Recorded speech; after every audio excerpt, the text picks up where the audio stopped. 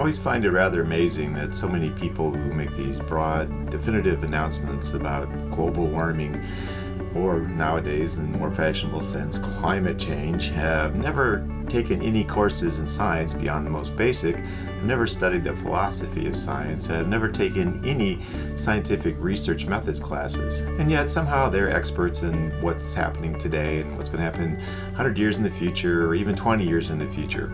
Unfortunately, most of these people don't know anything about anything that matters. They are simply engaged in this process for, ideological reasons and not good ideological reasons. The global warming people feel that they're in trouble when they have to change the terms of their own discussion. You don't hear about global warming anymore. It's all climate change this, climate change that.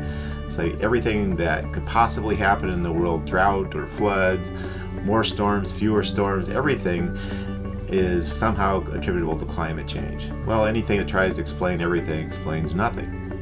And of course, what is it with the arrogance of these people who think that now or some particular point in time, 10 years ago, 20 years ago, I don't know, whatever they think is the ideal, why is that what we should strive for? Nature isn't static, it changes all the time. To say that climate changes is to say the same thing as the sun rises in the east, apparently.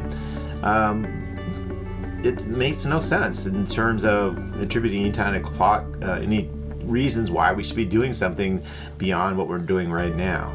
There's no need for disaster talk. Climate changes. 10,000 years ago, there was a mile of ice above my head where I am right now. Tens of millions of years ago, there was an inland sea where I am right now. Climate changes. It changes century to century. There was the little ice age when in the Middle Ages, when Europe shivered and lots of people died because it was too cold.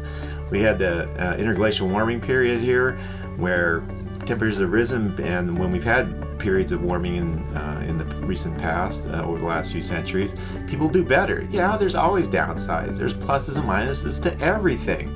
Some people get more rain, some people get less rain. Some places desert advances, some places it retreats. Climate changes. Deal with it. That's what people do. We're the most adaptable creatures that exist on the planet. We can live everywhere from the poles to the tropics and in between, everywhere in between. You can do things to try and mitigate certain issues, but you can't stop them. Try and command the sea not to come in with the tide. It's ridiculous.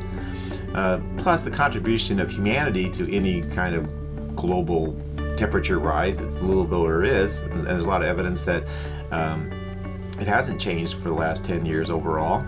But human contribution is small. They try and take this little teeny tiny bit and make it the whole. That somehow, because we contribute to climate change, we're the primary source of this. It's arrogant and stupid and unscientific. The real motivation here isn't to save the planet. Gaia doesn't care. Earth is a thing, that has living things on it.